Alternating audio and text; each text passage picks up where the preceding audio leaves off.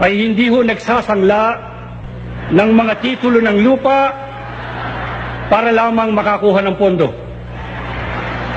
Bukas ang opisina ng iglesia pag nakakita kayo ng kahit isang titulo na may gravamen o mayroong marka ng pagkakasangla, maghiwa-hiwalay na tayo. Pag nakakita kayo ng kahit isang titulo na may gravamen o mayroong marka ng pagkakasangla, maghiwa-hiwalay na tayo. Pag nakakita kayo ng kahit isang titulo na may gravamen o mayroong marka ng pagkakasangla, maghiwa-hiwalay na tayo. Pag nakakita kayo ng kahit isang titulo na may gravamen o mayroong marka ng pagkakasangla, pag nakakita kayo ng kahit isang titulo na may gravamen o mayroong marka ng pagkakasangla, pag nakakita kayo ng